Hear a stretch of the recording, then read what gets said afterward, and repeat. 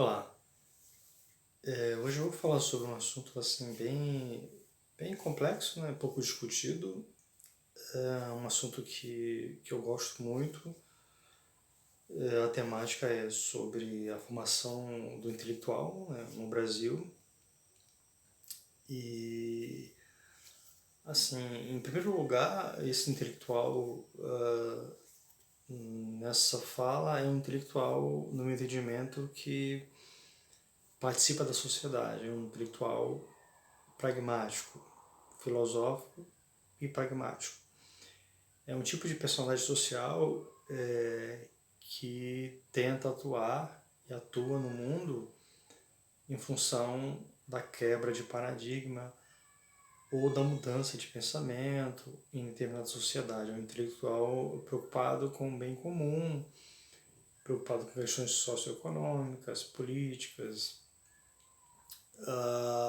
e culturais, enfim, é um cidadão que é um intelectual por vocação, porque se descobriu um intelectual, né, porque tem isso, aceitou essa, digamos, missão de atuar na sociedade e no mundo, exercendo, né, a sua faculdade, que é bem desenvolvida, que é a faculdade que a gente chama de intelectualidade, que é uma qualidade do intelectual. Né? Normalmente é um sujeito que tem facilidade com esse tipo de trabalho, porque o trabalho intelectual ele se caracteriza, sobretudo, pela construção, desconstrução de algo na mente. Então, é uma coisa bem complexa, diferente de construir uma casa, um carro, um navio, que é uma coisa física no mundo e que às vezes toma um tempo menor de construção. É mais fácil derrubar uma casa, levantar uma casa, né, construí-la, do que realmente construir, arquitetar algo na mente de um indivíduo. Então, o trabalho do intelectual, esse que eu estou me referindo, ele se concentra muito nessa abordagem da mente, né, do intelecto. Mas nem todos são intelectuais. Isso é interessante, né? Caracterizar o que seria um intelectual nesse aspecto.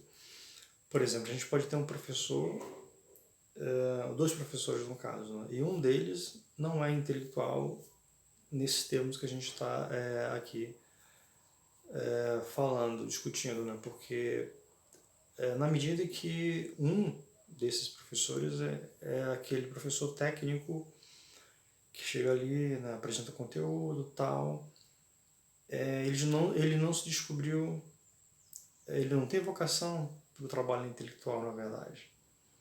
Então, normalmente ele faz aquilo por sobrevivência e tudo mais, né? O outro, por outro lado, não. O outro professor, ele realmente tem vocação para o trabalho intelectual. E por que isso? Porque ele sente prazer na atividade intelectual. Então, uma atividade que ele possui uma excitação por aquilo. Então, aquilo para ele é algo em que ele se expressa no trabalho produzido. Então, ele se encontra na expressão do trabalho. É diferente de fazer um trabalho intelectual simplesmente porque eu tenho que fazer, porque, né, enfim, se estressando com aquilo, isso é uma coisa que o esgota. Não é esse tipo de intelectual que eu me refiro. Eu me refiro a um intelectual vocacionado, aquele que se descobre um intelectual, em que o trabalho dele, a expressão do trabalho dele é ele próprio, né? Então, existe essa característica desse intelectual. No Brasil a gente sabe que esse tipo de personagem social, ele, no percurso formativo dele, ele passa pelas instituições regulares de ensino. Chega na universidade e nesse percurso, entre a educação familiar e a universidade, ele vai desenvolvendo a sua intelectualidade, vai se encontrando, vai se formando um intelectual.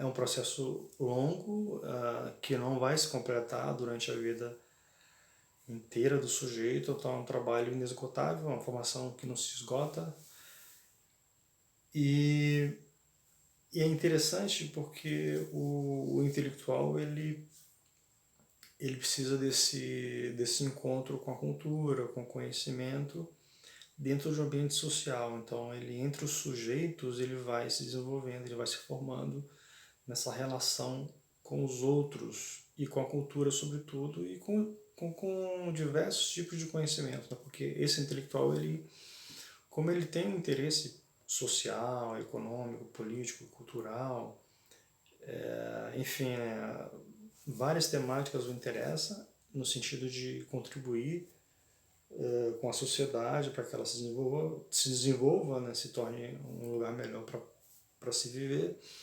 Então ele precisa desse ambiente para se desenvolver.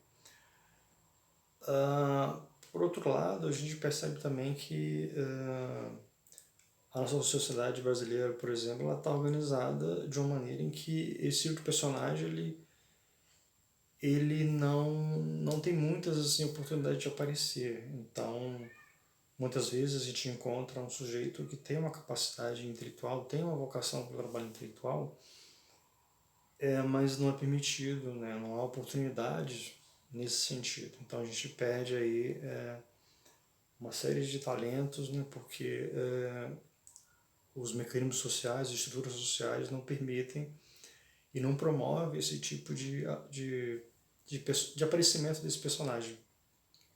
Isso, na minha percepção, é um equívoco, porque na medida que você tem um ambiente social, cultural, político, econômico, em que essas pessoas possam se descobrir intelectuais e, portanto, ter a capacidade de entender e se descobrir no percurso formativo que é um intelectual, a gente pede invenções que poderiam surgir, criações, inovações, né? Que normalmente esse gênero humano, ele é capaz de trazer, capaz de entregar, né? Como Albert Einstein, por exemplo, e Sócrates, Platão, para citar alguns, né?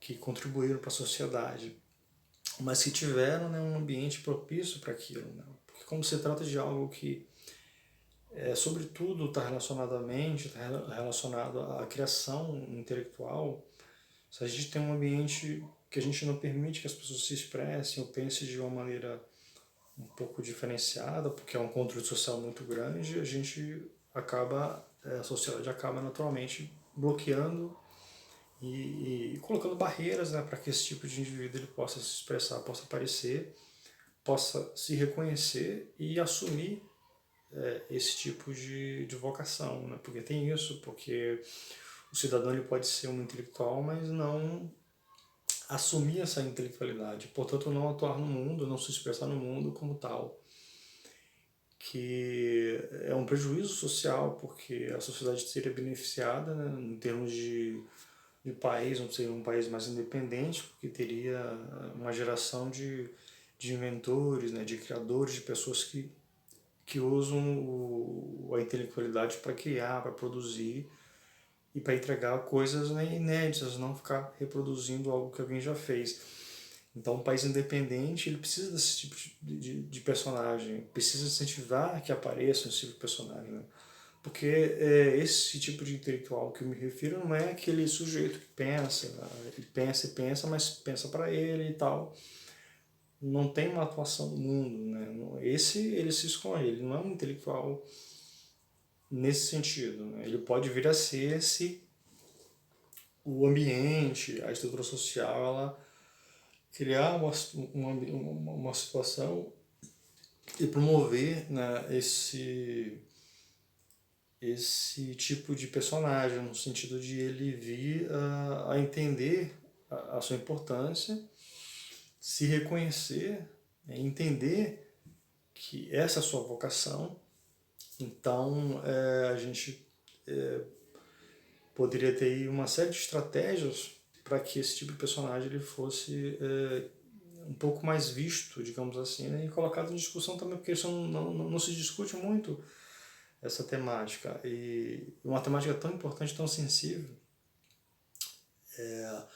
Porque na medida que a gente tem nas instituições, por exemplo, né, de ensino, uma escolarização, né, um adestramento para criar, né, os chamados doutores, né, que têm um diploma e tudo mais, são pessoas que têm um nível técnico de conhecimento bastante amplo, mas nem todos eles são intelectuais. É diferente, né? O intelectual ele é capaz de pensar, de refletir, de quebrar paradigmas, de reconstruir a própria mentalidade e ajudar que outras pessoas também o façam. Não é um ser fechado, técnico em si mesmo, né?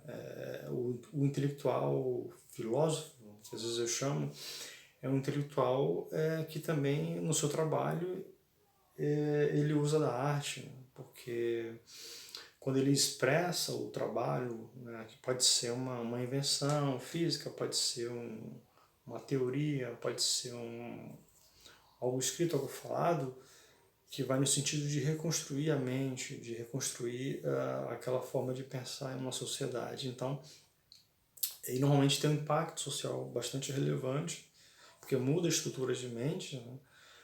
Então, a sociedade ela perde muito no sentido de só adestrar, não deixar espaço para que esse tipo de personagem ele surja e que ele traga alguma coisa inédita, que ele inove, que ele traga algo diferente, que ele ajude a sociedade a evoluir, né? Como Charles Darwin, com a teoria dele.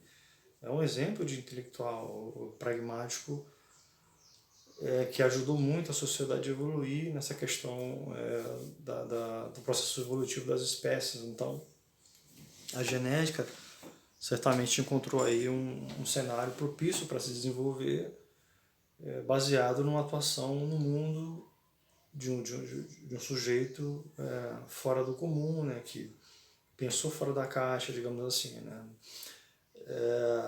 Enfim, para não alongar muito o vídeo, a gente percebe que no Brasil, né, esse intelectual, né, que alguns conseguem ainda, né, se encontrar, né, e conseguem escapar desses adestramentos, ele passa pelos ambientes escolares regulares, né, chega à universidade normalmente, e nesse percurso é que ele vai se descobrindo, ele vai se intelectualizando, né, nesse sentido. E infelizmente são poucos que realmente se aceitam como intelectual, né, e atuam no mundo dessa maneira. Porque eu vou parar o vídeo aqui agora que o tempo já foi. Porque é uma situação bastante relevante esse tema, tá? Eu vou deixar aqui embaixo um link de um artigo que eu escrevi sobre a formação de intelectual no Brasil, e eu acho que vai estruturar um pouco mais essa temática. Novamente, repito, uma temática pouco discutida, e que eu queria trazer esse material